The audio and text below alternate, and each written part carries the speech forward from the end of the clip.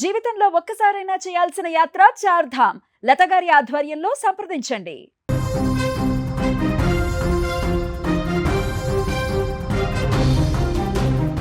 పండుగ అంటే సంబరం, కొత్త బట్టలు, పిండి వంటలు, ఆత్మీయుల కలయిక.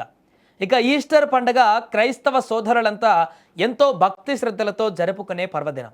ప్రతి ఇల్లు పండుగ వెలుగులతో కలకలలాడుతుంది. కానీ చిత్తూరు జిల్లాలోని ఒక చిన్న గ్రామంలో మాత్రం పండుగ వేళ వెలుగులకు బదులుగా చీకటి అలుముకుంది. కొత్త బట్టలతో రావాల్సిన అమ్మ శవమై ఇంటికి వస్తే, కొత్త బట్టలతో రావాల్సిన తన తల్లి విగతజీవిగా తిరిగి వచ్చిన ఏం తెలియని ఆ అమాయక పిల్లలను చూస్తే గుండె తరుక్కుపోతుంది. ఈ విషాద ఘటన చిత్తూరు జిల్లా ముక్కలత్తూరు గ్రామంలో చోటు చేసుకుంది. చిత్తూరు జిల్లా ముక్కలత్తూరు గ్రామానికి చెందినటువంటి రోజా, రంజిత్ భార్యాభర్తలు.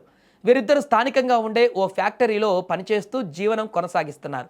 వీరికిద్దరు పిల్లలు. అయితే తెల్లారితే పండగ ఉండడంతో పిల్లలకు కొత్త బట్టలు తీసుకొని ఇంటికి బయలుదేరారు.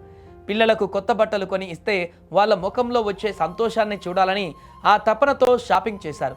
కొడుక్కి నచ్చిన షర్ట్, కూతురికి నచ్చిన గౌన్ కొని ఆ సంతోషంతో బైక్పై ఇంటికి బయలుదేరారు.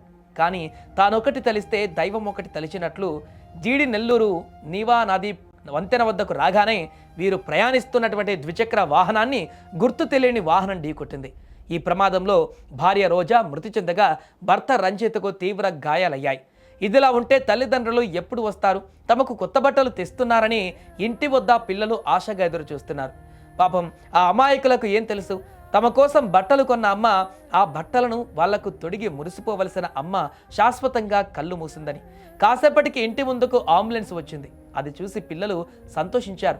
అమ్మ వచ్చేసిందని పరిగెత్తారు. కానీ లోపల ఉన్నది బట్టల మూటలు పట్టుకున్న అమ్మ కాదు, తెల్లటి గుడ్డ కప్పినటువంటి అమ్మ శవం.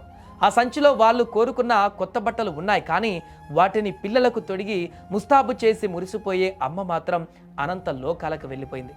వాళ్ళకి ఏం జరిగిందో అర్థం కావడం లేదు. అమ్మ ఎందుకు పడుకుంది, ఎందుకు మాట్లాడడం లేదు అని అడుగుతున్న ఆ చిన్నారుల ప్రశ్నలకు ఎవరి దగ్గర సమాధానం లేదు. ఆ చిన్నారుల అమాయకపు చూపులు చూసిన గ్రామస్తులకు సైతం కన్నీరు ఆగడం లేదు. పండగ పూట ఆ ఇంట్లో దీపం ఆరిపోయింది. ఆ పిల్లల కళ్ళల్లో వెలుగులకు బదులు కన్నీటి సంద్రం మిగిలింది. ఈస్టర్ రోజున ఊరంతా సంతోషంగా ఉంటే ముక్కలత్తూరులోని ఆ ఇల్లు మాత్రం రోదనలతో మిన్నంటుతోంది. గాయపడిన భర్త, అనాథలైన పిల్లలు, వారి భవిష్యత్తు ఇప్పుడు ప్రశ్నార్థకరంగా మారింది. ఈ ఘటన వింటుంటే మన గుండె కూడా తరుక్కుపోవడం లేదు. రోడ్లపైన ప్రయాణించేటప్పుడు మన చిన్న నిర్లక్ష్యం ఇంకెంతమంది ఇళ్లలో ఇలాంటి చీకట్లు నింపుతుందో ఒక్కసారి ఆలోచించండి. అందుకే డ్రైవింగ్ చేసేటప్పుడు జాగ్రత్తగా వ్యవహరిద్దాం, వేరే ప్రాణాలు పోకుండా కాపాడదాం.